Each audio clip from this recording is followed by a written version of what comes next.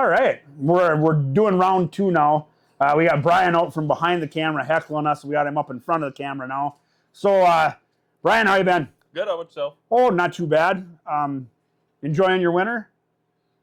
Yeah, I guess. Sure. If you call it winter. Yeah. Yeah, we haven't had officially had cold weather or snow or.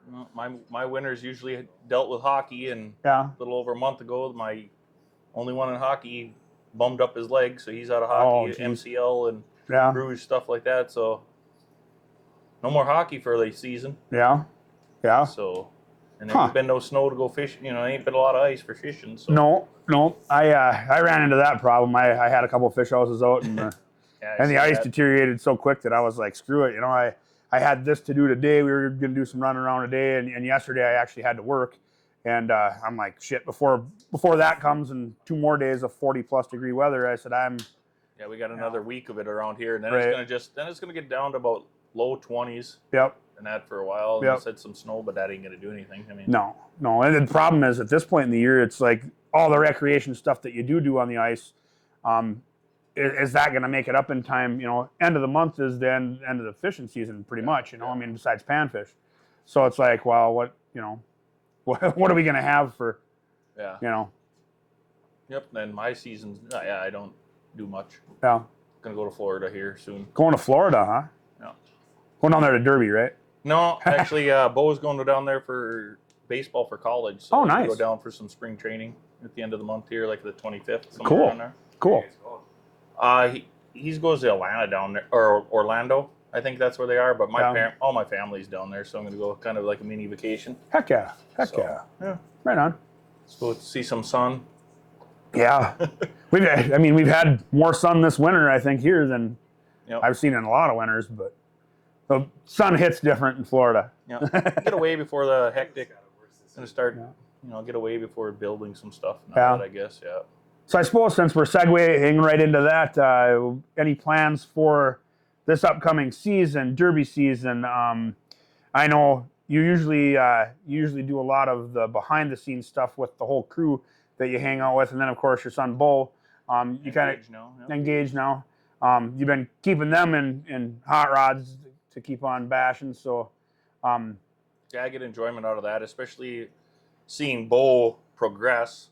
You know, from the first time I built this car, his one that I think it was infertile is his Lumina that he ran, that green one. That was his first Derby, and I pretty much built that for him, and he didn't hardly do much. And then I told him, I said, you got to get your ass involved and start doing it. And he took the reins on a lot, and he's gone through a lot. He's built some cars by himself. Now he goes and helps people. And then now the same thing with Gage. I built that one for him. Teddy and I helped. Well, Ted helped with the motor we had, and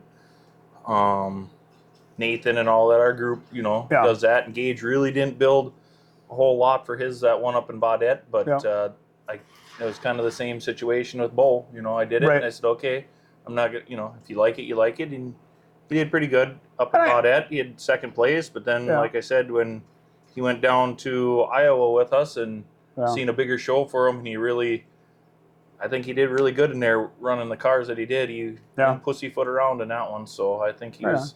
So, and I told him this year, I said, well, what car you want to run? I want to run this one. All right, well, I'm not working on that by myself. Right. So we'll see. And Teddy helped him learn how to do some welding.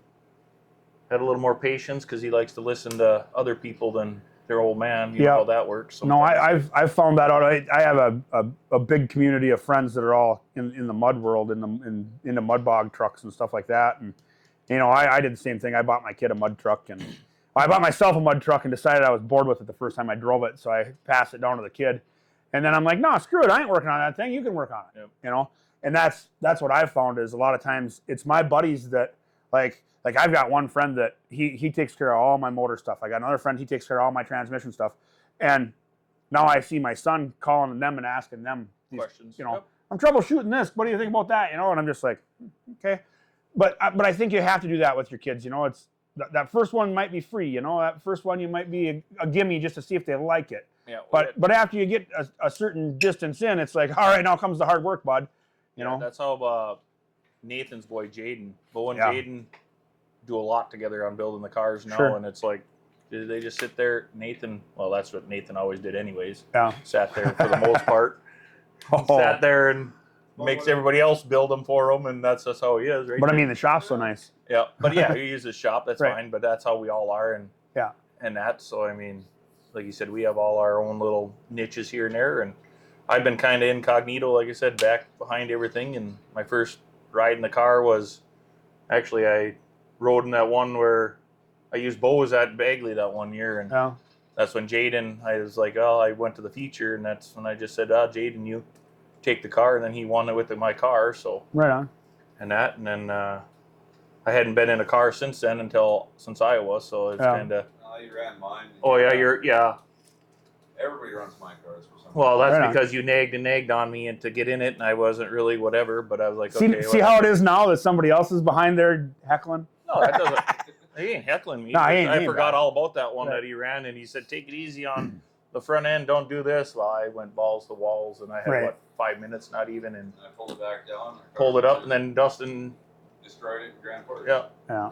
So it's kind of one of those things where. See, that's where my regret lies. You know, I actually listened to Sloan, and I only used the ass end of that wagon, and now he gets to go have fun with it. I should have just wrecked that son of a bitch. No. But what do you do? No, You know. but no, I'll let you wreck it. I don't want to drive that thing. But yeah, it's kind of nice, teaching these younger, my boys and Yeah.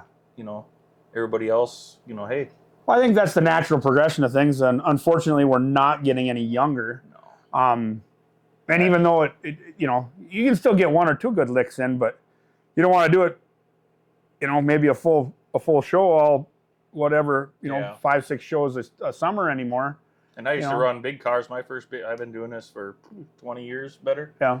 And mine was a 63 Imperial, and then I used to just run the big cars and then small cars here and there, and I learned a lot with the Ford Pintos and smaller cars from my buddy Matt Staten and Calhoun and all them. Sure. Oscar and all them back in the days. They were all our small cars back then. Matt with the Pintos, and Oscar was way back when there with his working on the harnesses back then. Figuring. Yeah. So you kind of progress around through everything. Sure. You got your buddies from here and there, and I think that's neat if you look at what a compact class was from back then, from back then that to was the now. Mustangs and the cars. Yeah, and that's, I was telling Sloan this. I was out in Montana. This is way back in the day. This is like 1990, 91, and they've got a rodeo going on, and then after the rodeo, they're going to have a Herbie Derby. And I'm like, what the hell, a Herbie Derby? I got little bumblebee cars. I got to see what this is. And they literally had like 80% of the cars that were out there were Volkswagen Bugs. Yep. And I never thought, man, do them things hit hard, and they're. I've seen one Derby that actually actually Zach's workshop had one where the guy was like, I want to see how these new body style. Don't know how the build was, but I'm like, that newer body style. I'm like, I'd like to just try one. Right. I like different things. Like I said, I ran a 78 G body that one year in the compacts. Everybody's like, it's a full frame car. It's this. I'm like, that's the only one I've ever wanted. Cheated. Right. Yeah, I got accused of that one too, where it was full welded. We had somebody. Yeah. One of our said that it was a full welded. He welded his frame all the way around. It's a full weld car, and pull up onto the track. And the guy at the time was a race car for the guy was the inspector. He's like, oh, you're running this for the big cars? I'm like, no. This is for the compacts. He's like, oh, this is the car that we heard about, huh? I'm like, what do you mean? Well, yeah, it's supposed to be all frame welded and everything. I'm like, yeah. No, it wasn't. He said, it's a clean car. Where'd you get it? I said, well, it was originally from Texas. Yeah. And that car, you could not hardly pound. That thing was stout. Yeah. And so I like to try different things. I want to try a Camaro one of these days too, like our mid-80s. I want to try, but that Danny Main that we hang out with every once in a while that comes from Kansas. He's built a couple of them 80s Camaros, and they're just like Illumina. The fronts. Right, and the first time you see it, you're almost sickened. If I was an IROC guy when I was back in my youth. I always thought an '87 IROC Camaro was the thing to have, and I'd built a couple of them with 383 strokers in them and 5 speeds, and got to playing with them on the streets, and I thought that was super super fun.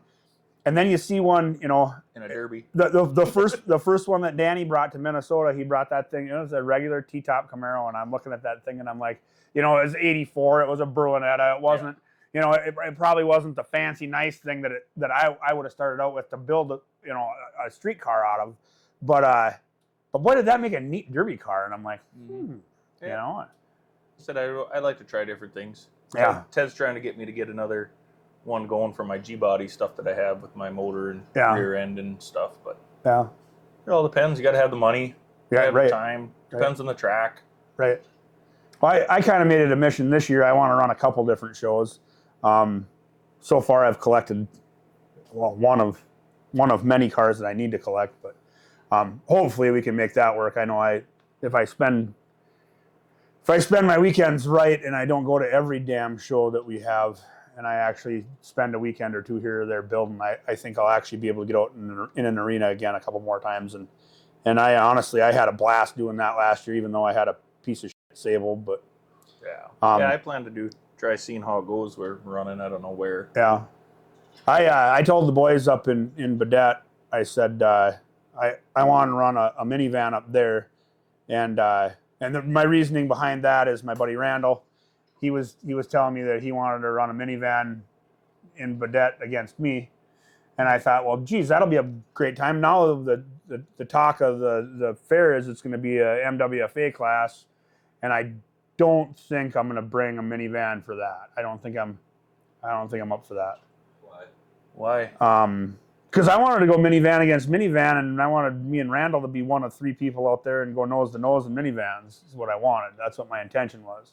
I think with that MWFA class, I already know of two of them that are stripped and ready to go that are up there, and it's going to end up turning into a Sweets car. Yeah, there's a Sweets car up there. My buddy Scott has a car up there too. So I do have the potential to have an MWFA car that I could bring up there. It wouldn't be my van, but I got one I could probably bring too. It's Grand Prix, but Yeah. a newer one. But right. I don't know. I'm not sold on that class yet to see how that is. I'm get a lot of cars. It's great for Right. beginners. That's what I think it is. It's a good one where, like you said, you get people to turn around. All of a sudden, you're like, yeah, I just want to try this derby Right. thing. Well, you smash the windows out. You do it here, and maybe you like it, maybe you don't. Right. You know, you're going to get a lot of younger kids, cheaper. But it's an easy build, and it uses up them cars that aren't desirable to use in, like, say, a compact class, or Yeah. I mean, I'll be perfectly honest with you. We had talks of a Volkswagen Passat that just happens to be laying around that I can get for little or nothing, and I'm like, why not? Why not? I mean, it's German engineering. It's a pretty tough car. We had that one. Larson had that one Passat in Bagley. He had that old, It was like an 07 or something like that. No, it was the 90s. Was it a 90s? Yeah. Square one. I think. That was a tough little car. But that was a 5-speed he had in that tore one. the clutch out of it. Yeah. And that. But I was thinking, I don't know that I'd necessarily. Don't ask me for my Passat that I have. Yeah. My diesel. All right. 2015. Right. This one's an 11 Yeah. that I have, but like I said, it'd be cheap enough rig. It's already fucking hit a deer at 80 miles an hour, and something there, yeah. Like but you it's said. and it's I wouldn't have a bunch of work I had to do to it. I could drag that thing up there on the trailer, and I'm gonna be up for the Lake of the Woods County Fair. I'm gonna be up there from Thursday on. So, well, that's like I said. That's a good. I like the class. I haven't ever watched a little bit of it here and there, Right. but I like the class for trying to build, to get places like you said at, Baudette or something, get some more cars. right. To say, hey, this is the Derby world. Right. And then it is a get class stuff where going. it's any skill level can really. You're not building the car. All you're doing is stripping one. Yeah. So I mean, it's any skill level can get into it, and it probably is cheap enough where, like I said, that in that non-desirable car that just happens to be sitting in grandma's backyard. Well, shit, I can $100 in a weekend, and next thing you know, that kid's out there trying it for his very first time. That's a good hook, I think. Yeah. The hard part for me on that whole selling it is you got pickup trucks in there against cars, and it's like that's a little bit higher, getting hit wrong, and Right. No, that's the scary part on me. I get that too. But that's but then you just beef up your driver door. I mean, that's there, but right. And that's the thing too. I mean, it's there's a weak link in everything. You know, we talked about this in that last interview when we're talking about having a hard bumper on the front of something, you know, and there's a weak part about even that Dodge Dakota truck that's out there. You know, I mean, yeah, that Dodge Dakota truck is going to look a hell of a lot tougher than your Grand Prix is. Yep. I mean, and it's just solid steel frame end to end, and it's got solid steel bumpers on it. It all depends on the track condition. Them front wheel drive, you know, if they slick it down, them rear wheel drives ain't going anywhere. Right. And now all of a sudden that rear wheel drive ain't going anywhere, and you can poke the nose of that Grand Prix right up underneath that axle, and now it might be a fair fight again. You know, so it's a horse apiece on some of that stuff, I think, too. It's like, what kind of car do you bring? Right. Vans tend to seem to be the ones, the vans, and from all the shows you watch on TV or anything else. It's I think a van has a good chance just because it is a higher center of gravity. It's a pretty strong rig. As long as you're hitting with the ass end, you got a lot of crumple room there. Yep. You know, they're a lot harder to control. You know, I know that even with that, you know, that wagon, they're a lot harder to control trying to, you know, get that good square hit backwards. But, you know, if you look at that arena in Badette, you know, that if it's fairly dry up there, you can get a lot of speed there, you know. But we know JP. He said he doesn't want anybody to get hurt, which that's a good thing. He's talked to me about safety stuff and everything else. Yeah. I talked to him he's friends with the kids and everything else and whatnot, and friends with me, and does a lot of the stuff with hockey and interviewing and stuff. So he asked a lot of questions and everything else. It's kind of, I don't know why, just because of the old adage or whatever that I'm old or something, that I've been around and have questions, and for him to learn, which is good. I tell you what, you know, this is my experience with JP. You know, he reached out to us. He actually came and found Sloan, and he said we need you guys to come up and shed some light on the fact that we do this redneck stuff up here in Badette. And I'm like, heck yeah, that's cool, you know. And I, of course, I was a firm believer that I wanted to go check it out because I fish up there in the wintertime, and I figured I'd get some connections out of the deal, and boy, did I ever.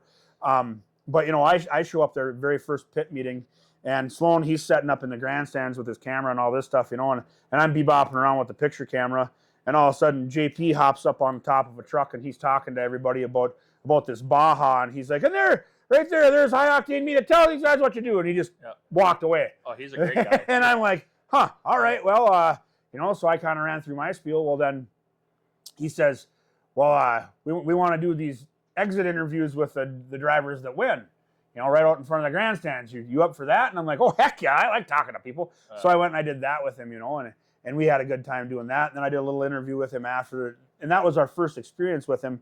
And I tell you what, since that day, the ideas that I've bounced off of him, the fact that we've been in the fish house together now half a dozen times, you know, with Sweets Fishing and stuff up there, and that stuff, it's become a lot more than just hey, I need you guys here with your cameras. Now it's a friendship that's gone on for a couple of years, and that's what I felt with JP right away, because I didn't know him right away. Yeah. And then through the kids and everything else, it's like, okay, I got a guy asking me all these questions, and it's like, oh, okay, I'm going to help you out. Now it's just like, it's like, hey, what do you think, Gunderson? I'm like, this is what I do. I mean, he's got the knack for behind the camera and announcing. I mean, he's good at that. Oh yeah.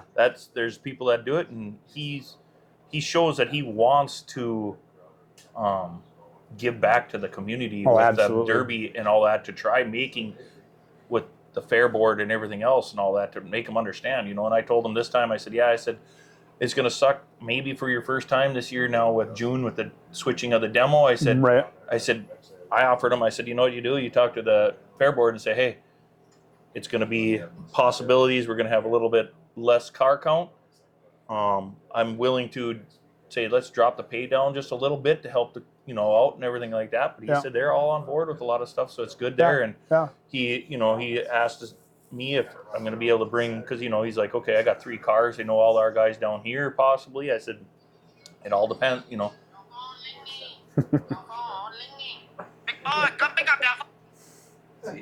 See, everybody tries to get a hold of me when I'm on this thing. It's probably them guys calling you back there. No. Just messing with you. No. Heckler Teddy like he is. No, it was a buddy of mine that I went. I've been up north fishing with him a couple times now, and we're all a little concerned about how the ice is. So he's called me 3 times in the past 2 days. He's trying to figure out if we can make one more trip up to the big lake and catch a couple more limits of walleyes. I think so, walleyes and saugers. So. Yep. So yeah, that's the derby thing for me. You know, it's just depends. I'm gonna do the best I can to Right. try helping JP out and whatnot. So as far as behind the wheel, then you think you'll be bringing a car up there that you're gonna run, or just the boys, or? Well, I'm hoping. Yeah. I'm hoping to do it. I mean, it all depends on, you know, the work schedule and me. Right. I got the time off, I said, but it also depends on the money and Sure. how much I get help from the kids. You Right. know? Right. I'll be building cars for myself. You know, I'll start building mine. Like I said to Ted today, I was like, well, I was maybe going to start stripping a car down just to do it, whatever, if I got my Right. garage clean. But my plans were diverted today by coming here. Oh yeah. A lot of it. You Yeah. know, and that, but no, try to. I've got one transmission swap to do in the fence shop, and then I know for a fact I've got some room in there, and I've been trying to. I don't know. Most everybody knows that I still have an engine to build for a mud truck, so Well, you That's- need extra. You need extra. Well, yeah. that's my first priority is I got to yank that engine out of there. So I probably bring the Jeep in next. Well, like I was telling Ted, I said I got a car for Gage that ran and drove, but must be some sensors out, so we got to get that car pulled in, and we're gonna take and unplug it and put it our tuned computer and Sure. the harness in there to make sure that it runs good for him first, because that's the key on me is you ask anybody as mine is if the car runs good. Right. I don't care. Right. You got certain people that'll build their cage and get the car all done before Hey, you guys got to be so mouthy over there. doing We're everything.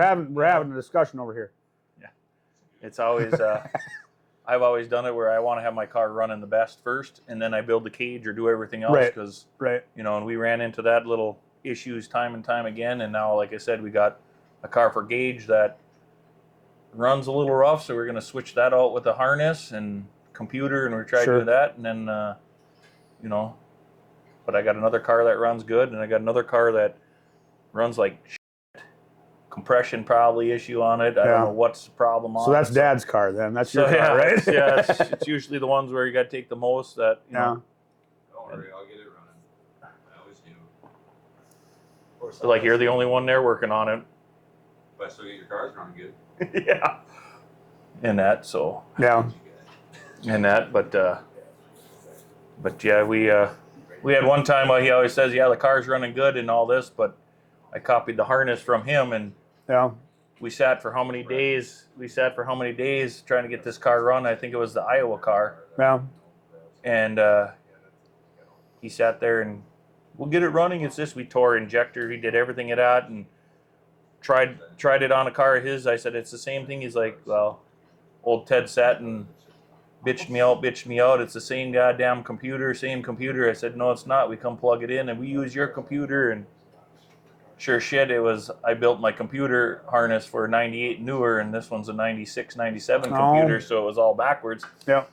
So he, yeah, we get it running, but he sat there and nagged on me saying, it's bullshit, we use yours, Right. but then you come to look at it, he's like, he comes and looks at the computer, he's like, that's a different computer than mine. I said, I told you so. Right. And then, you know, That's weird. The pins and the wire placement isn't the Uh-huh. same. Right? I'm not helping you get your cars anymore. that's what he said, and it's like bullshit. We fought, and like I said, we fought. We're like, what the fuck? We did injectors, we did everything on that, and then all of a sudden he's like, Wait a minute. Yeah, wait a second. So this ain't the Wait a same. minute here.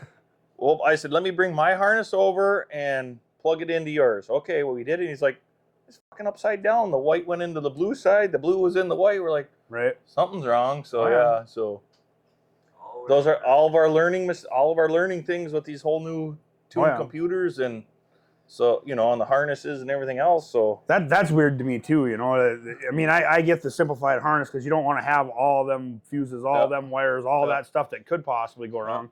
But you know, from an old school guy like me, you know, it was 9 times out of 10 it was a turbo 350 tranny and a 350 Chevy, Yeah. and you know, and you know, not even a handful of wires can make it run and work just fine. no. And to see with mine, like I said, with this now, I was worried because that was I built this harness just by looking at what his is, and I did all the pin things. I took everything out, and Right.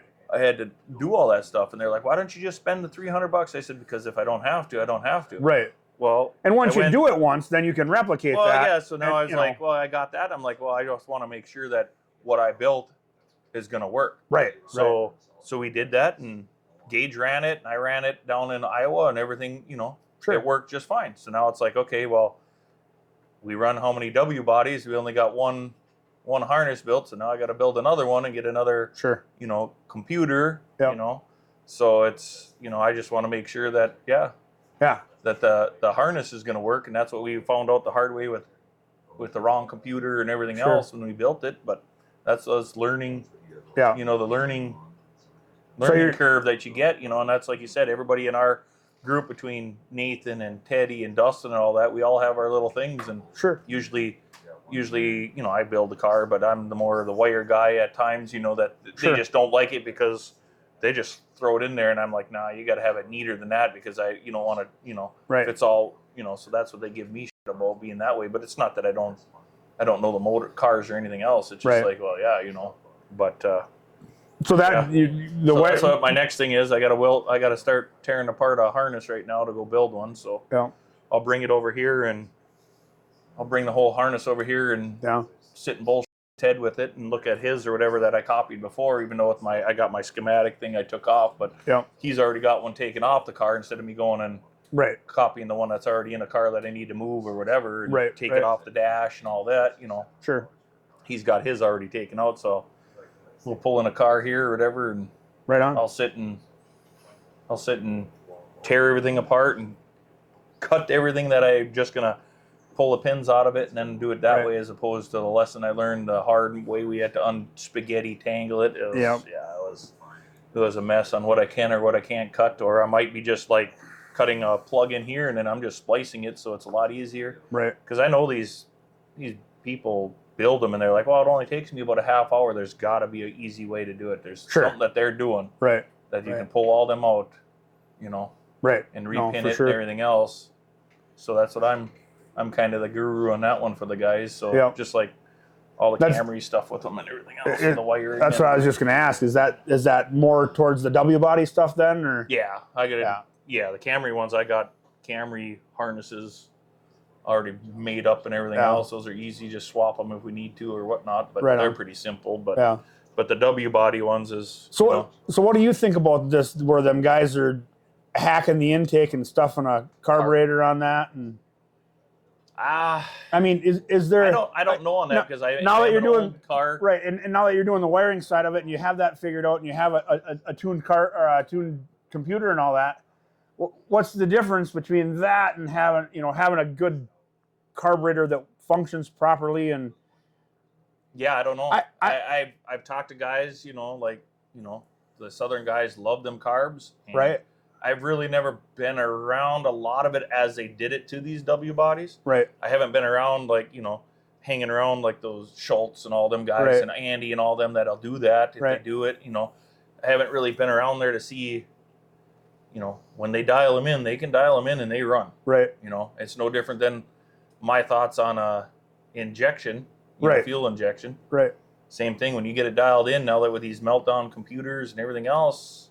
I mean, right, they're really, it's hard to say. I've never been around the putting them all in with the intakes and all that weld-in intakes. And to me, my lesson is they're not really made for the carbureted to get it Right. properly. You still got to do some other stuff. But right. there's those guys that are smart and doing it. I'm too dumb on that part of it. But I'm not gonna. I tell you what, one of If it ain't broke, why fix it to an extent? Sure, sure. If you got something to mess around with, yeah, you got to sit there in your garage and really tweak with it. And yeah, I mean, there's, you can get it, but. Well, and I've seen some of these guys, that aluminum intake isn't that tough to manipulate, so to speak, Nope. And then you get a good 2-barrel carburetor that functions properly. They're not extremely expensive and they're a pretty simple unit. But the jarring. But and that's what I've noticed with a lot of these guys. It seems like the carburetor guys, they either work flawlessly and they're running it wide open all the time, or the damn thing won't stay running. Yep, you got you're knocking your floats and stuff like that, Right. and that jarring. I mean, it's no different than the big cars, Right. You But I got don't- I problems mean- with the big cars too, but I don't know though. I mean, I've got that off-road carb on my Jeep, and I mean it's a 780 CFM, yeah, 4-barrel dumping gas carburetor. All right. Pig. Yeah. It's a pig. Oh yeah. Yeah. And I'm burning race fuel, and there's definitely some other outside sources, but I can literally bounce that Jeep off of everything and anything, and nothing jars it. Yeah. They literally told me that on that carburetor when I ordered it, and the way I ordered it, they said you can take this Jeep, you can flip it over on its roof, and it's going to sit there and run. Well, that's what I was saying. I mean, you get them carbs like that, like you said, you get it set up. But to me, for right now, and for the kids, like with my kids and all that, for the ease, I'll just, as long as I got that car running, I'll just swap out just swap out the wire harness and $100 computer and call it good. Right. Right. And you can swap it. I mean, you can do that with taking your intake off of the carb and doing it from motor to motor and whatnot. Or people, if you got your good motor, if they rebuilt the motor, some of the guys are rebuilding them 3.1s and they're screamers, man. I mean, I saw a thing the other day where they're stuffing 3.1s in these rear-wheel drive big cars now, and I'm like, really? Mm-hmm. So yeah, it's just I mean, it's amazing, and I do this. I mean, I love the sport. It's hard for me to get out of it. And I'm not there yet, but who knows what it is, Yeah. I'm a GM guy, and I've got like 8 3.1s in my backyard right now. Yeah. That all run good. Yeah. So, but, I mean, it's like that's what I was thinking too. I'm like, well, geez, you can do so much with that 3.1, but we were from the enduro car era where that 3.1 would it didn't have the power for the enduro track. Yeah. And in reality, it'd get mudded up and it'd get hot really quick. And you combine them couple things, and that wasn't the ideal situation to have. You'd rather have a 3.8 in that scenario. I used to run them Ford Pintos. Them 2 3s. The hotter they got, better they ran. They screamed. And yep. I had right until they turned pink and locked when up. I first got into this with Matt Staten and all that, and I had that Pinto, and I had an 80 Pinto that all I did was I took the head off, I cleaned everything out. I never even built it. I cleaned the oil pump out. I mean, I took it out of the bottom, just cleaned everything because it had been sitting. Sure. And that thing ripped and ripped for how many derbies? I mean, it screamed.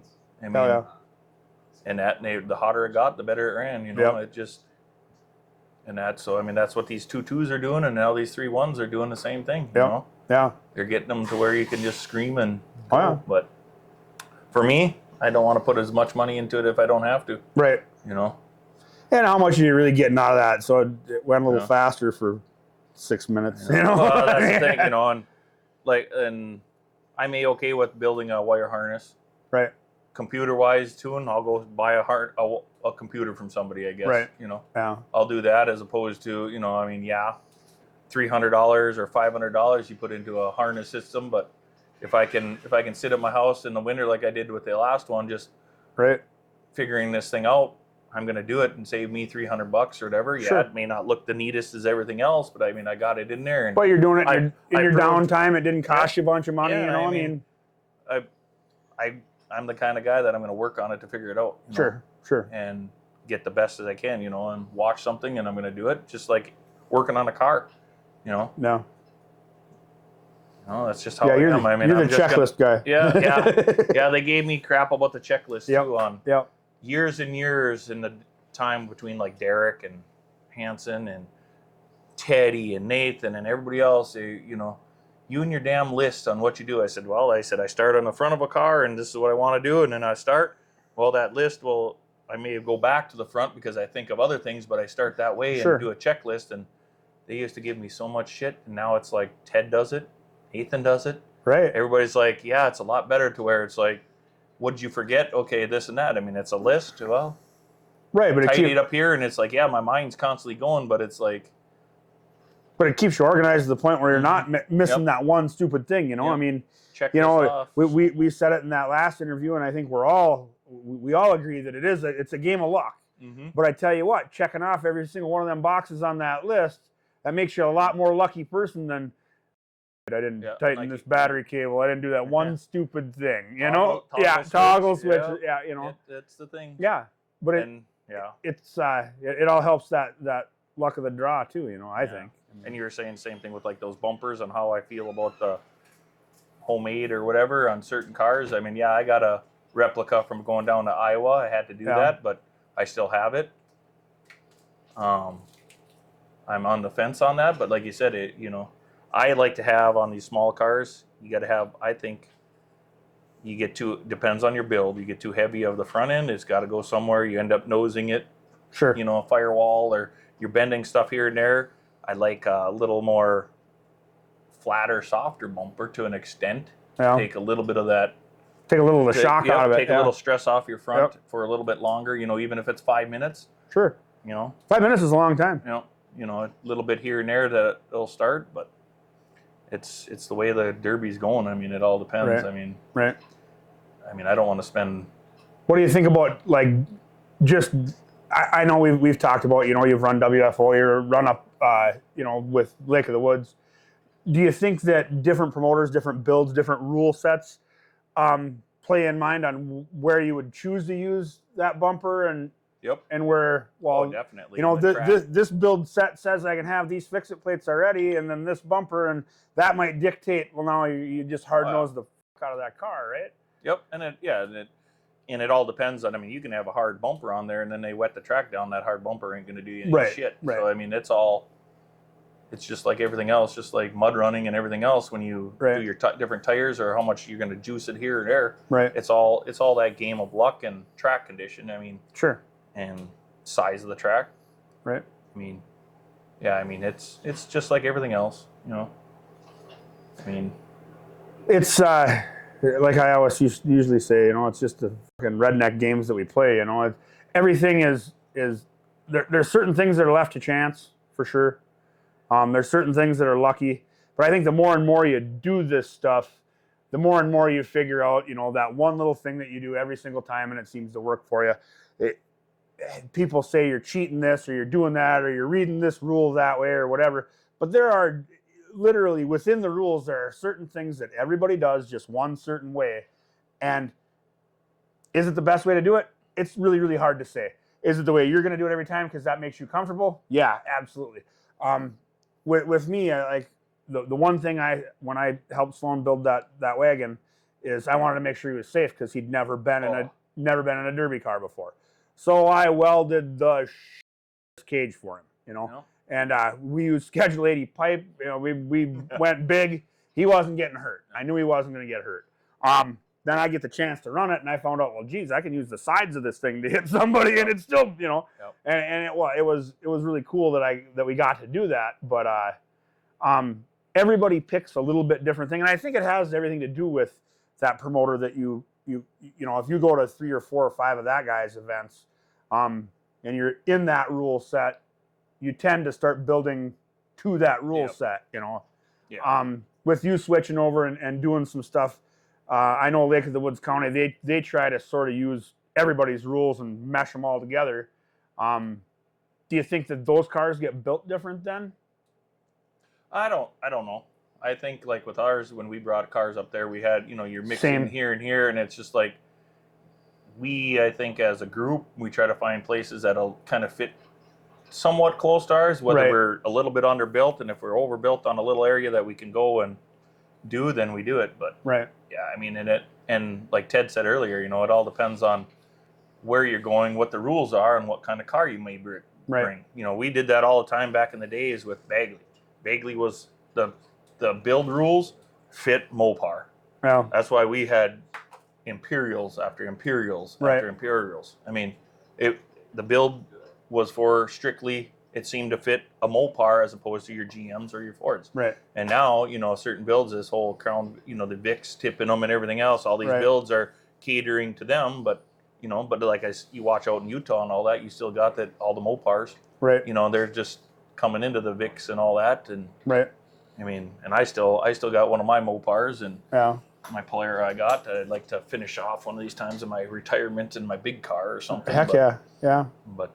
But yeah, it's everywhere. Everywhere is different. I mean, yeah, it's nice you can have every promoter, okay, we're going to have this, every rule here and there. I mean, I don't think that's, feasible that everybody has the same. I think within different areas, I know just like I said, the first time we went to Lake of the Woods County and we watched the Derby up there and we filmed it and we saw the whole undertaking up there, I was like, this is old school Derby to me. Mm-hmm. It was a lot more old school Derby than some of the other stuff we'd watched, and I think that has a lot to do with their rule set and how they're building their stuff, and they're a lot more bone stock builds. And I'm leaning towards that a little more lately, just because I don't know, just because of the money wise, because it's getting so damn expensive that everybody wants to keep the sport going, but yet. But at what point does it? Yeah, at what point you're going to do it? Because you're trying to do this, but then you want to. Yeah, I understand it takes money and everything else. It's all a money game, but it's like you want to keep the sport going. But how can you sit there and turn around and sell a rusty ass car for $800 right when you know it ain't worth that? Hey, trust me, right now and they're taking they're a lot of the places, and if there's people that do this for a living, right. And don't get me wrong, I'm not. That's their choice. That's if they got the money, go more power. If I had it, I probably Right. could. But Right. if you're, on trying to keep the sport going, and I mean, you got to have a balance on some of the, Right. You're taking, and that's why that MWFA, yeah, whatever that is coming into play, and I think that's a good thing because it does take the price gouging out of everything. I sure. mean, Well, there does become a point, I mean, when you. Like you touched on it a little bit with the Vics and whatnot, So now you're tipping a Vic and you're putting a LS motor in it. You got a 1-ton rear end in the son of a bitch. And I mean, none of this stuff is cheap to do. And where can you run them at these times? I mean, that's what used to be to where I understand you want to make a kind of here and there, but then these people want these mod classes because you're spending that money in it, but you can't run a mod class everywhere. Right. You get a mod class and 2 to 3 guys show up in it. Yeah, you want $5,000 to do it, and you have 4 cars. It's like right. The fair boards don't like that. Well, and why would they? Yeah. I mean, it's understandable. I mean, it's awesome that them cars are show cars per se, and it's awesome that they can take the hits that they do. But if you don't have a full class there to do it with, and people want to see, the crowd wants to see cars crumpling. Right. They don't want to see just your brick. Sure. I mean, they want to see the damage. I don't know. I like that. For one, I like when these guys are running methanol motors and shit like that. That's a trip for me. I dig that. I've got a built 5.3 just sitting there, just waiting to do something with it. And I always said I was going to just build a mud motor out of it. And it was originally going to be a sprint car motor, so it's juicy. Been to the Mandan shows and all that. Them big ones where you got. Their pipes are glowing red and all that. Oh, yeah. I mean, they got 10,000 just in the motor. It's like, well, you go to do this. I mean, you can't compete. No. I mean, the more you spend, but if that's why it's like it's fun for a little bit. But I got a couple buddies that are they build motors, not necessarily for a living, but they're really, really good at building them, and that's their hobby. That are kind of passionate about them, and they most of them always say this. They say, you know what? Them stock car guys, piss on them stock car guys. They always want something just like this. They want it to make this many shows. They want it to do this. They want it to do that. I'd much rather deal with you mud guys or you derby guys because all you do is stand on the giggle pedal till that thing turns pink and then you'll hope it doesn't blow up. Yeah. And that's pretty much how we are. I mean, if I get in the slop and I'm spinning some big tires, I'm standing on that thing hoping I can eject and I can get to the other end of it. But it ain't no different. You get in that derby car and you're spinning that son of a bitch around and it's going like hell. You just want to keep on putting licks on your. You don't care how hot that thing got. No, but like I said, everything is just like every other sport. Hunting, fishing, you got to, I mean, some guys, that's all they do. This is their life. They want to put 10, 20,000 in their cars. That's what they do. It's no different, Sure. It's just like everything else. I mean, that's why I said, if you got the means to do it, right, more power to it. But, I mean, to keep the sport going right away, I think that the lesser class, the lesser built class cars is going to get these kids and everybody else into it and hope to keep building it, Right. But even a stock build, I mean, safety is a big thing, like you were saying before. Safety is a huge thing, I think. I got grief from like Teddy all the time. I get grief from him because I put the window bars, square tubing down in there so it does it, and I've always done that just because I'd rather be safe in my cage. That's what I worry about is the safety in that. And then I had a guy, an old friend or whatever that I talked to on the Derby site and everything else. I think I can't get a hold of him anymore. He's from Iowa, and his son builds stuff for Camrys. He's a machinist and everything else. And he got hurt in a Derby running a car that the bumper went through the driver's window, the side door, and and he broke his back, he broke his jaw, and he was a truck driver too. And I talked to him for a long time. I was, and I wish I could get a hold of him to make sure that he was an older guy. Yeah. I don't know if he passed away. I can't get a hold of his kid. He's not on Facebook anymore. So so once that kind of thing hit me, when my kids started running, I was like, yep, once that happened, I said, I want to make sure that you can walk away. Right. That's what I told Sloan. He was, he went over and actually filmed the Enduro while I was working on that car. And, I'm probably more meticulous like you are. So, Sloan says, well, I got this car. Okay. Does it run? Yep, she runs. Okay, it's got brakes? I don't know. All right. So we get it over to the shop, and he had it all dented up in the back end, cleaned up real nice. And does it stop? I don't know. Awesome. It looks good. Yeah, but it's all, he's got this dented in good, Well, he was having a little trouble welding the front bumper on it, so that's what I took it for, was I was just going to finish some welding for him, And pretty soon I realized, well, no, the damn thing don't have brakes. Yeah. Well, I better get him some brakes, And I was thinking more of the safety side of it, I want him to be able to stop. Yeah. So I made sure it had brakes, and that was a struggle. And, then he says, well, what's taking you so long on this damn thing? Well, I'm making it safe. Well, what did you do? Well, when you left, I had a halo bar in it, but now I got the sidebars coming out, and I got it, I got it structurally sound for you, so you're not going to get beat up in this car. And by the way, you have brakes now. And by the way, so that's the thing. Safety is, safety's such a big thing. It isn't going to do anybody any good to put a show on and somebody gets really hurt, or possibly death, or there's so many tragic things that can happen by accident anyway. To be able to alleviate that and make as safe as you can in a sport that's dangerous anyway. Yeah, like these chain stock classes. I don't know if they still do some of them, but they were like, you can't even have a side door bar for your passenger side. I'm like, I'm putting one in whether you like it or not, because whether you have a dash door and a seat bar, the front, right. And it's got to be they're connected. going to come through there one way or the other when you just got stuff chained. I don't care what you say. I said, let me put a bar there. I don't care. It's going to help me. A 4-point cage, whatever. That little bit, even if it's just a plain old 4-point cage and a little gas tank protector, that's all you need. Sure. You're going to feel a little bit more safe in that than, some of these kids especially. Sure. The young kids that, oh, they're going to get smashed and all this. And it's like, yeah, I've seen doors ripped off. Oh, yeah. And knocked inside out. There ain't nothing there. There ain't nothing there, especially with the chain class. And that's right. That's why I don't know what the rules on that other MWF or MFWA, whatever it is. Right. I never can say that. MWFA. Yeah. Most Wanted Fine Arts. Yeah.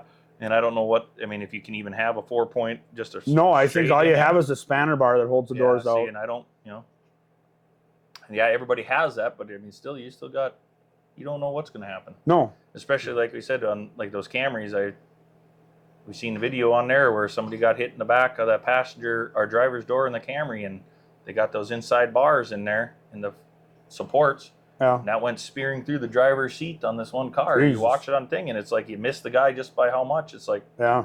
No, I don't care what promoter wants to tell me if you can't put a plate there behind the seat or something different inside that back passenger door. And I don't think any of the promoters that I've talked to give a damn about plating something for your safety. Yeah. I don't think anybody's ever even questioned that, honestly.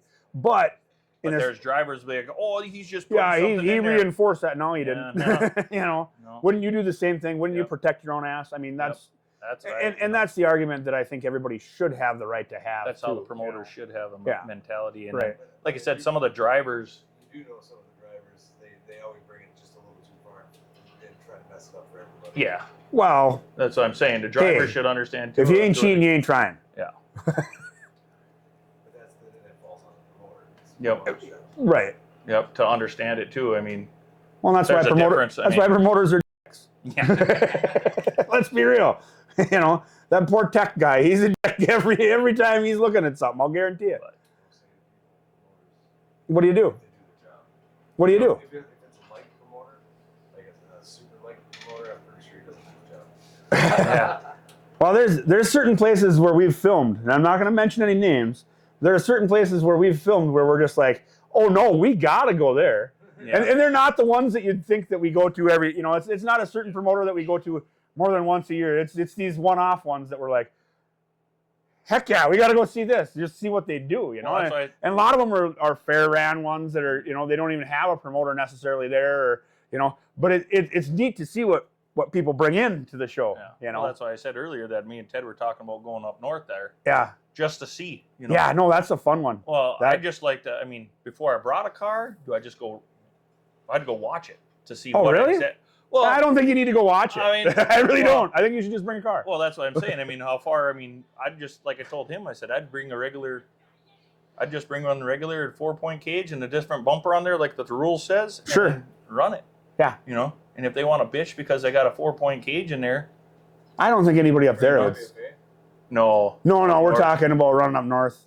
Oh, That they're not going to say nothing. They'll be happy that you brought a car. On there, and for when you said about putting your bumper on, are you going to get mad that I weld my bumper on? That's the thing. It's like, how, what can you... There's a lot of gray area there. Yeah, there's a gray area in there. It's like, okay, well, how much gray area can you push?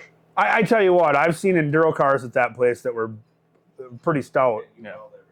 And they follow our enduro rules, and they were sticks up 2 minutes after they were off the trailer. They were nothing said about it. It's one of those ones that the payout ain't big, but it's just something to. It's a fun event. And like I said, you're going to be that asshole that came from out of town and whoop the local boys. You find a car, like you said, different cars, a right. Corolla or something. Right. Yeah. Some different one, a Grand Am or something that exactly. doesn't really, doesn't fit necessarily the right section of build rules for the stuff you normally run. But just some car that you didn't really care. Huh? Yeah. Yeah. It was one of those ones where it's like, No, there was a newer North Star Cadillac that was out there when we went to that show. This year or last year? 2 years ago when we went. We didn't go to this year's. They had a Pinto wagon up there this year. Really? That kid was supposed to bring it. It was a green one. Yeah, he was supposed to bring it, I think, last year, but yeah. Because there was talks that he was going to wheel in at the last minute. But at any rate, we saw some different stuff there that I've thought in my mind, God, I wonder what it'd be like to build one of them. Now, granted, none of the cars that we saw there were really built necessarily, but so just some neat stuff. Like I said, that North Star Cadillac, that was. Well, they go by 4-cylinder, 6-cylinder class, and an 8-cylinder. So it's like. Yeah, and this was an 8-cylinder front-wheel drive caddy that it got it. It had plenty of nuts, But that arena isn't that big either, They're just dirt piles put up on the side. You're in the trees. It's like, what the heck? Oh, yeah. When they stick the 3 hay bales out in front. Yeah, that's a great time. I just watched it. I'm like, that'd be just a crazy one where you're like, oh, but they were driving crazy this year. I watched it on video. Yeah. You Google Who it. videoed I don't know what it was, but if you just Google a fair, you do it. Heck yeah. I'm going to have to look that up. You just got to watch it because it's kind of weird because they kind of they started out as like the grudge match, kind of weird, and then it goes to a different, it was kind of a weird on however it was edited and done, but yeah.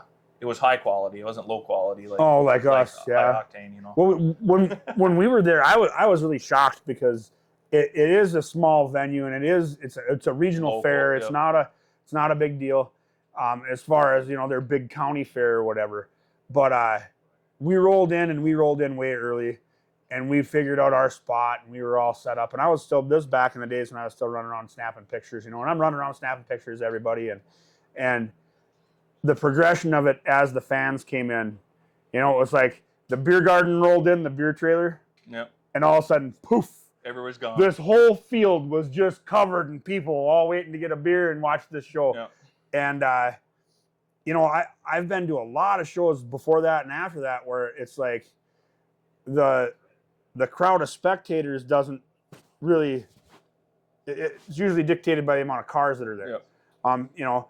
This thing had 500-600 people watching and 8 cars there, and it was a riot, dude. And then, like I said, like you're saying, where they took the grudge match and they just threw everybody all in one, and it's this poor little dinky Ford Fiesta out there against this big old Cadillac, and it was. Once I told Ted, I said we should just go up there. Like, if we just take our group, all their cars, just show up and say, you know what, we're overbuilt, say, but we'll put in like some money or something for like just to put on a show. We just want Right. to put on a show for them, Right.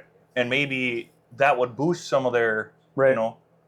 I know they You know. said that just by us coming there, they're like, oh yeah, we're gonna get more cars now next year. So I'm curious to see because we couldn't make that run this last summer. Yeah, so I'd like to. Curious to see how many cars they actually produced there. I'd like to get some more info on it and when it is Yeah. again. I don't know if I'm on call that week, but it's kind of I could switch it up. But it'd be nice just to have like if you had like a, you know, I got some pre-ran that's already, you know, I got a, Right. you know, but just to bring some stuff up there, just to Heck yeah, yeah, see. But I don't know what they'd allow. You know, that's the thing. right. But if Yeah. you brought like our group of guys, say, hey, let's just go up there, have a fun time. If we just go all of us, I mean, it Right. usually ends up us anyways. Right. But in a lot of places, just say, hey, all of us just go have a bumper car fest like we used to do. Right. At Bagley, we used to always do that in Bagley. There, after the fair was done, we'd all go and sit at the fair at the bumper cars, Yeah. and we'd be going in there and having some fun, like, you know. But we keep on talking about it. It's either going to be at a fair, we're going to just dominate the bumper cars at some point, or if we ever get our group, the group that we're pretty tight with, that end up at all these different shows together, if we ever get them to a go-kart track. Oh yeah. We're like, oh man, wouldn't it be awesome? You That'd know, be awesome. we keep on talking about it all the time. Sloan and I talk about it like every week. Yeah. I'm like, man, I'd love to just go rent a go-kart track for a day. Just like, Yep. here you go, just turn your, where's the gas cans at? No, you don't want to see this shit. Yeah. You know, we're gonna have fun now. Yep. I think that'd be a riot. Yeah, that's the thing. Like I said, me getting older, I just want to go have some fun and try not to be so serious on it Right. anymore, and you know, bring back what it used to be. Right. You know, I think that's I well, don't care if you win or lose or whatever. I never did. I mean, right, right. You know. I can honestly say this: every derby I've ever been in my life, I had no intention whatsoever of worrying about what place I was in, worrying about how well I did, worrying about hitting a certain person. I was always like, oh yeah, this thing's about dead. Well, let's finish her off. Yep. And go out there and just giggle and smash the giggle pedal and Right, let her yeah. buck and see what happens, you know? And like running Bagley all the time, it was like, well, I'm just happy to make it to the feature. That was Right. I Yeah. was okay. I had a Lumina one time, I picked it up from junkyard. It was a decent shape. It ran, drove, whatever. I'm like, all right, built the whole thing. I changed the oil before it ran. I didn't check anything. You know, it was one of my first Luminas I built, and Yeah. built it and everything else. I ran it in Bagley, and all of a sudden I go to before the heat out and had my crew check the fluids and everything else, and they're like, how much oil did you put in your car? So what do you mean? I said, I just changed it last night. I said, it was fresh oil. Right. Why do you have 8 quarts in there? I'm like, what? But here, didn't know it had a crack. It must have had a bad intake or something. Yep. Looked like chocolate milk. I'm like, are you freaking serious? Yep. I'm like, well, I guess I'm just going to run this car. I said, well, we'll drain it out. And just before we ran the heat, went into the feature or whatever. And it was like, what do you do? Between everything, it was like I changed it. And it's like, I got second place with the car. I mean, I'm like, it's just going to blow. Right. Never see it got hot, whatever. And all of a sudden I ended up with second place and put it on the trailer. I brought it home the next day. I went to go unload it, ran like a top. I mean, it never blew, it never burned. Huh. It never blew the car up, never seized it up, anything. I mean, we had Right on. more freaking oil and water in the antifreeze, and then through the engine that, Yeah. the oil coming out of the thing had antifreeze in it. It was just nasty, and it was one of the best. I couldn't kill it. Ah, perfect. Never killed it. You know, you see these cars, like, just fucking run it, Right. you know? Drive Right. like you stole it and run it until it blows up, Yep. or whatever, if that's the case, and have some fun. And And I think that's more or less what it's, especially for, I don't want to call us old by any means, but we ain't getting any younger. And and at some point in time, you know, I said it on the internet when we got to Grand Rapids. I'm like, Jesus, I haven't been in this arena with a derby car in 30 years. Yep. You know, now that dates how old I am and everything too. But and honestly, I didn't really care to run Rapids derbies ever anyhow. But you know, in the grand scheme of things, it's like anymore. 30 years later, I run one, you know, in a car that I built for him. That I would have never built that car that way. I'd have beat the snot out of it in a totally different way. But at any rate, you know, now moving forward, it's like, well, geez, I do want to go run one of these shows, and I do want to go run one of them shows. And do I care if I win? Hell no. No, you know, I want to run. I want to run against Sloan in Rapids and just show everybody that, you know, when he edits out all my cool stuff, I'm gonna hit him every time he edits out another cool word I use. Well, yeah, you know, that's the thing with me with our group. They're always calling me the old man because Yeah. I'm the old, you know. right? I won't put you in the highlight reel. Oh, I'm not gonna be in the. I made like 3 hits in the whole derby, and all 3 of them made the highlight reel. I'm like, oh, he's just kissing my ass now. What does he really want from me? you know? Yeah. So yeah, so I'll be getting in a car again, Hell yeah. at least for somewhere. Yeah. Not sure quite yet where, but There'll be a couple of them. you know. Yeah. So that's why I said I was gonna start. Yeah, since the weather's been half decent. Yeah, weather's been great. You know, maybe start. Like I said to Ted this morning when I walked in, he's like, "Why would you need to? Why are you gonna strip that for? Why Get it not? ahead of time. I Right. know it runs. Right. I know it runs. It drives. Everything else. I mean, Right. strip the damn thing. Leave the windows in there. Take the dash out and Yeah. get my harness going or whatever. I know, you know. Right. So it'll be ready for welding and doing everything else. Comes when I can get outside. You know, at least strip it. Yeah. You know, I got a couple other cars. Like I said, got to get them running better Right. and that. So that's where I'm at. Right on. And that. So I'm thinking, and I don't know if you've decided whether and I'm not trying to ask you where you're running at either, but I'm thinking I've watched Bagley 2 years now, and I want to run in Bagley. I really do. A lot of fun. I don't know if I'll get the chance to this year. I do have a car cherry picked for it that's a compact, so it would be fun. And my whole thing is a lot of the arenas that I want to run in, and a lot of the promoters that I want to run with are all just because I was there, I saw it, I thought it was a freaking riot, and I want to be part of that experience. You know what I mean? Like I walk around Bagley and I know most of you guys, and I'm BSing with you, and I'm like, oh geez, you guys brought that. Wow, that's cool. You know? Yeah. Well, wouldn't it be fun to be like, oh yeah, that's awesome. You guys, hey, check this out. This is what I'm doing. Yep. You know? And I think it is a good enough group of friends. It's not like people are blood's boiling and everybody hates each other. Any of these places, you know. So I think it would be fun to get out there and pick on some people. not necessarily pick on some people. I probably get picked on. You know, I'm kind of a loudmouth. I might get picked on. Well, just as long as you just kind of keep it quiet on there and just kind of Me quiet, right? Yeah, right. Yeah, right. No. I honestly think I'm gonna have to go. You know, we did the red, white, and blue paint scheme with our cars for Rapids, and I'm seriously considering just bullseyes. Yeah. On my next car, just bullseyes everywhere on it. Say hit you know? me. Yeah. Yeah. I don't know what to tell you on that one. I mean, it depends on the car you got. Right. It is what it is. I thought last year that I'd probably have a car for that promoters class at the end of the year at the Otter Tail Cleanup Show this last year, and I probably could have. I probably could have held my own in that class, honestly, now looking back at it, but I thought that was going to be a pretty loaded class, you know. And I got too busy and I never got anything built for it. But that was another thing that I thought that I thought would be a riot that just it didn't turn out well this year, but that doesn't mean moving forward, you know. Yeah. That it won't is getting these different promoters together and okay, well, time to put up or shut up, you know. Yeah, and it like I said, with running shows and with me, it all depends on now that I might have a little more free time with work schedule now that we got four guys working with us instead of so I'm not on call every other weekend. And I mean, not that it has an effect on anything, but I mean, it's still work and everything else, and I want to try doing a little more fishing this summer, and I haven't done a lot of that, and I'd like to spend some time with the kids, but they're old enough now that who knows what's going to happen with work, and they got to work and for college, and so and money, it all depends on and I'm in the process of doing that kind of stuff. You got to figure out. I'd like to just get my doing the harness stuff, but I'd like to get a cage that's fucking swap from one to the next. Right. Trying to figure out that whole. But then you have to have such similar cars all the time too, Well, I have a few rusty cars at my house, that kind of sit there. They're all kind of the same. That's nice.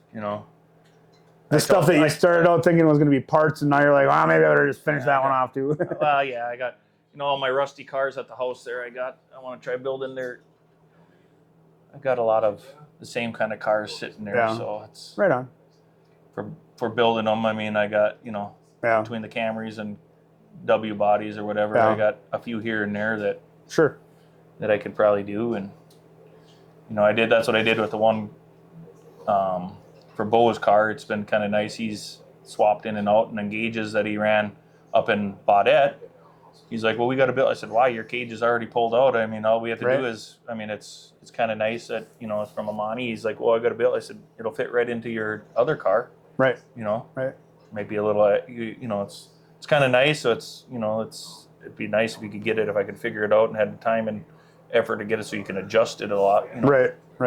But that's the nice part there. But I mean, everybody's building, like I said, you see all these bolt-in cages and all that. It's like, right. Holy cow, you're spending, I mean, yeah, that's a little overkill on some of the ones that they Sure. do. I just, mine's a simple one, 4-point, and, whatever, battery tray or fuel protectors, all of, So I'm in the process of working on that and everything. So it's just finding the steel and. I've got this thing where, and I got into it with the man himself, Tyler, there with WFO, because he made a statement that he and I understand why he made the statement, but he said no galvanized pipe, and I just kind of chuckled, and I'm like, I've got Schedule 80 fence pipe here that's got ASTM codes on it that make it 10 times stronger than most of the stuff here. Galvanized is still steel. Right, but what he was talking about was he didn't want you to use exhaust pipe for your cage. Yeah. He worded it that way, and I tried to be the snobby fence guy that I am, and tell him that I know where there's some. I just don't like welding galvanized. You have to grind it first. I understand that. Have some good fan, and we know why. That you welded enough of it. That's why you are the way you are. See? Yeah, I don't know what you're talking about. No, but with that being said, there's a lot of swedged ends and different stuff like that I can play with, where you could make a fully adjustable cage that you could literally, 3 parts, put it together and a couple bolts, and you'd have that's it. That's what I need to figure, And that's always something that, I'm always looking for something to do in my downtime in the wintertime anyway, except for, unless there's good fishing to do, then that takes precedence over everything. Came to my house, you could have figured out a cage easy that way. Yeah. But I dig that, I do a lot of, I've always done like the shop drawings for our custom gates and stuff like that. So I'm pretty good at fabbing all the weird stuff we have to for fence too. So, at what point is that cage? It isn't much different than a gate leaf, really. And it's got an extra support here, and I just got to swedge that into there, and you bolt that in there, and you're done. Yeah. So it might be fun. And the big thing is with that, I think it is I'm always on the fence on how wide I want to go for each thing, and then you got to have your bolt-on plates that you weld. Sure. And it's kind of one of those things. What's the overkill here? What's not? And right. Me working on putting the cage in a lot by myself. Right. I always bolted the sides on, and then everything else. Sure. So it's kind of like, how big do you want to go? Right. And that. So yeah, it's right on. But yeah, it's one of those things where, and of course, like I said, I haven't even got all my garage ain't cleaned out from even Iowa when we went down. Oh, there. I hear that. I don't even have my tank back or nothing like that. Right. It's too much. Like I said, you got life going with the kids and hockey and everything else, and it's a lot.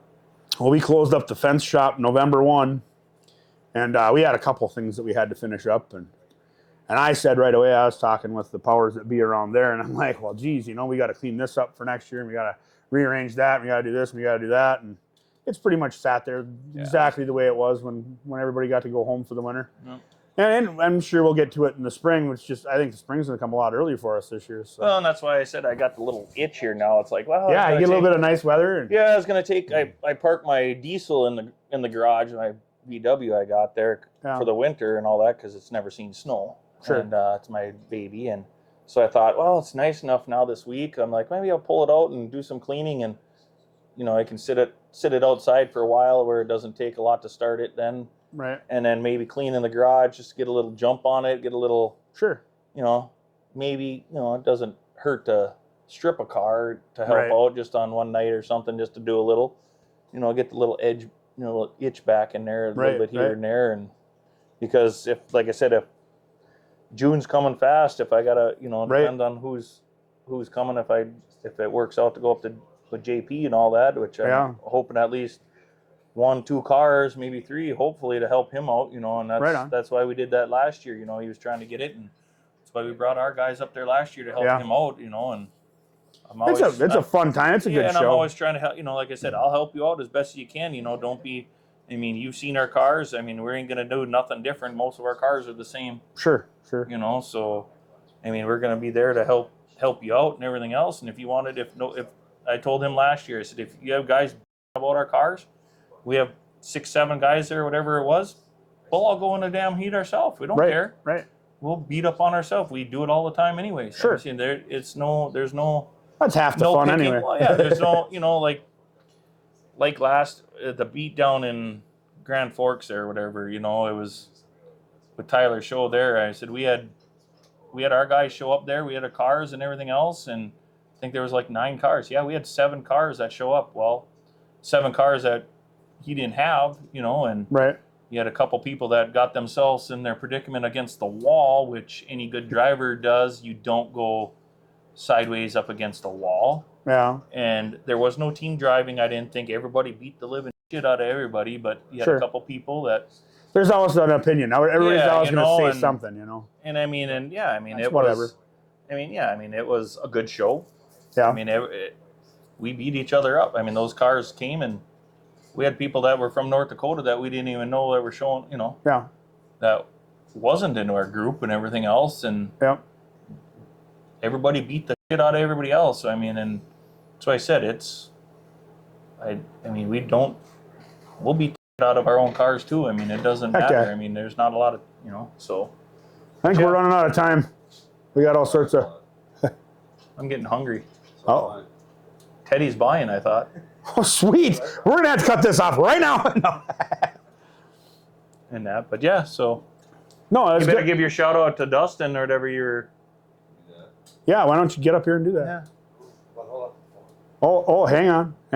Oh yeah. Now what do we do? Snap it. Now we got to do multiple platform broadcasting. He's got to here. do it on the Snapchat Oh, just Jesus. for Dustin. Yeah. And All you right. got to give Nathan some shit because he was. Shout out to Dustin Hansen for knocking himself in Grand Rapids. Nice. It's all about the experience. And where's Nathan? He's still sleeping, isn't he? Yeah. That's what I heard. No, all I know is I'm hotter than. It's plenty it's warm in hot this here. shop. Yeah, I could turn that down, I guess. Holy balls. So you probably just wanted to take the chill off originally, huh? Jesus Christ. Well, I think we're I'm out of here. all right. now, 'cause Yeah. Holy balls. I think that's it for our BS session. Oh my God. I got to take. We'll definitely do some editing to this and make it much shorter. And with that, I'm going to say it's all about the experience. We'll see you next time. Edit me out.